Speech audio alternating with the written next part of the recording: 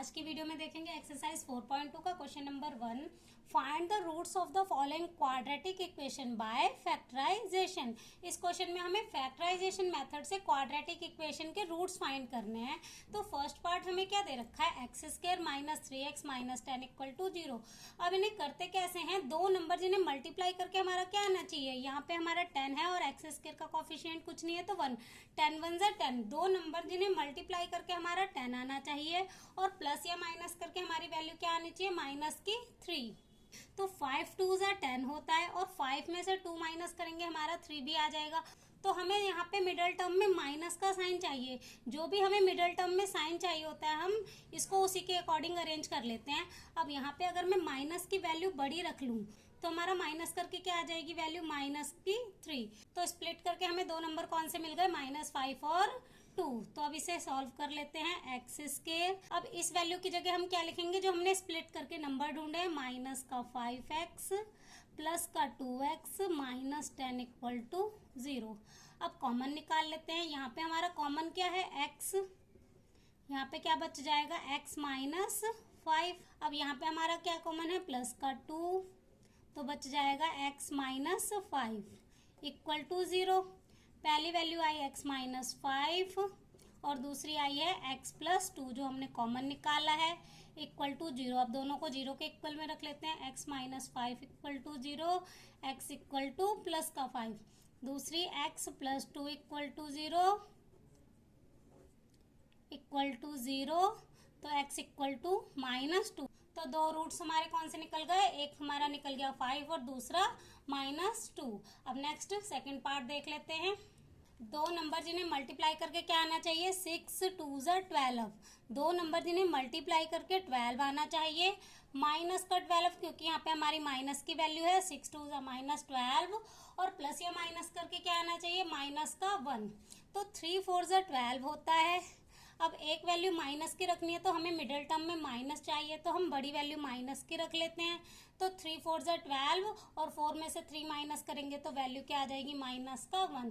तो स्प्लिट करके हमें नंबर क्या मिल गए, 3 और -4। अब इसे सॉल्व कर लेते हैं, 2x स्क्वायर, इसकी जगह हमें क्या लिखना है, माइनस का 4x प्लस का 3x माइनस 6 इक्वल टू 0। अब कॉमन निकाल लेते हैं, यहाँ पे कॉमन आ जाएगा 2x, तो यहाँ पे बचेगा x माइनस 2 2 जा 4 होता है तो यहाँ पे बचेगा 2। अब 3 के टेबल में 6 भी आता है तो 3 कॉमन आ जाएगा, x माइनस 3 2 जा 6, तो यहाँ बचेगा 2 इक्वल टू 0। अब पहली वैल्यू आई x माइनस 2 और दूसरी 2x प्लस 3 इक्वल टू 0। अब दोनों को 0 के इक्वल में रखेंगे, x माइनस 2 इक्वल टू 0, तो x इक्वल टू प्लस का 2। पहली वैल्यू आ गई हमारी प्लस का 2। अब 2x plus 3 equal to 0, 2x as it is, plus का 3 इधर जाएगा माइनस का 3, x equal to -3 divide by 2। ये वैल्यू मल्टीप्लाई में है तो इधर डिवाइड में आ जाएगी। तो दूसरी वैल्यू हमारी क्या आ गई, -3/2। तो सेकंड पार्ट की दोनों वैल्यू क्या आ गई, एक आई है x इक्वल टू 2 और दूसरी -3/2। अब नेक्स्ट इसका थर्ड पार्ट देखेंगे। अब थर्ड पार्ट देख लेते हैं। क्वेश्चन है √2x square plus 7x plus 5√2 equal to 0। अब मल्टीप्लाई करना है हमें फर्स्ट और लास्ट नंबर को। √2 को 5√2 से मल्टीप्लाई करेंगे तो क्या आएगा, रूट में 2 के पेयर बन गए तो 2 बाहर आ जाएगा, इंटू 5, तो 5 2 जा 10।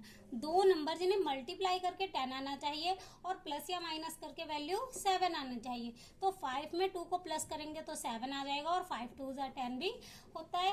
तो अब यहाँ पे हमें स्प्लिट करके नंबर कौन से मिल गए, 5 और 2।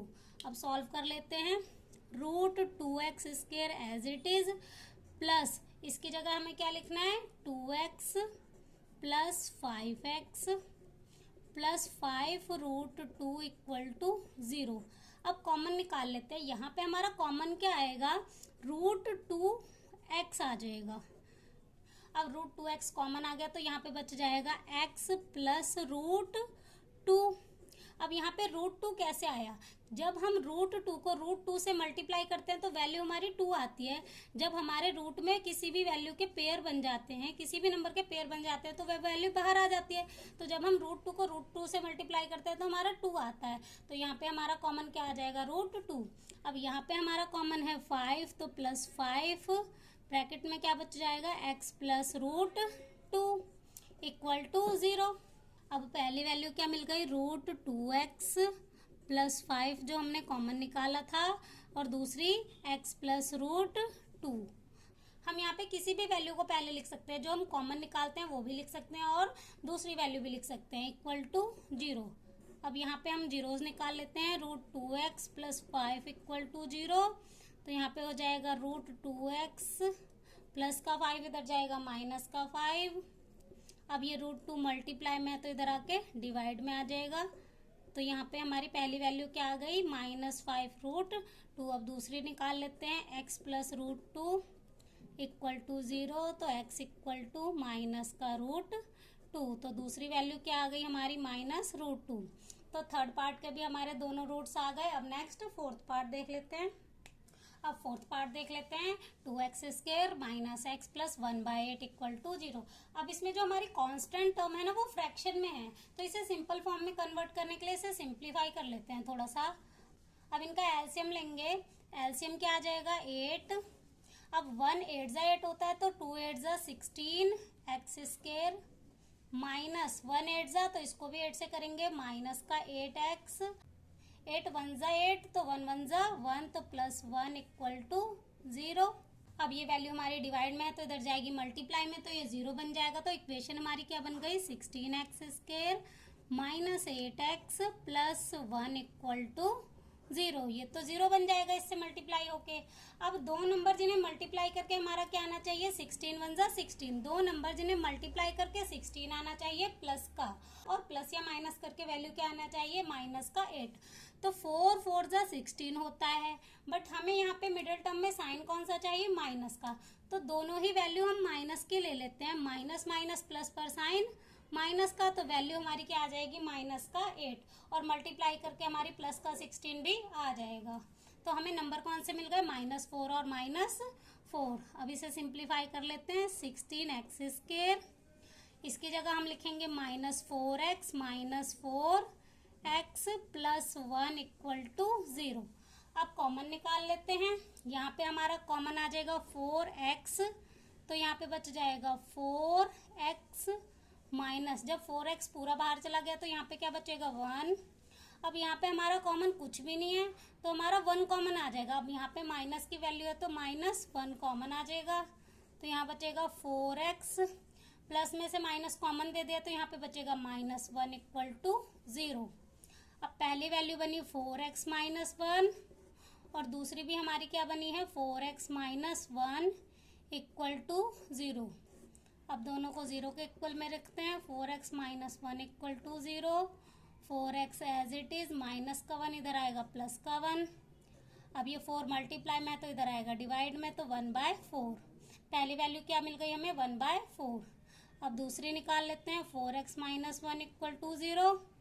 4x as it is, minus का 1 प्लस का 1, मल्टीप्लाई का 4 इधर आएगा डिवाइड में, तो दूसरी वैल्यू भी हमारी क्या आ गई? 1/4। तो हमारे फोर्थ पार्ट के दोनों रूट्स क्या हैं? 1/4।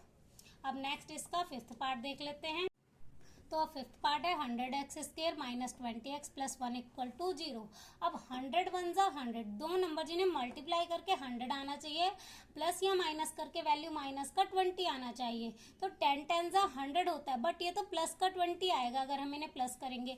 हमें क्या चाहिए? माइनस का 20, और मल्टीप्लाई करके प्लस का 100 चाहिए। तो दोनों ही वैल्यू अगर मैं माइनस की रख लूँ तो मल्टीप्लाई करके हमारा आ जाएगा प्लस का 100, क्योंकि माइनस से माइनस कैंसिल हो जाएगा, और माइनस माइनस प्लस पर साइन माइनस का, तो ये आ जाएगा -20। तो दो वैल्यू हमें क्या मिल गई? -10 और -10।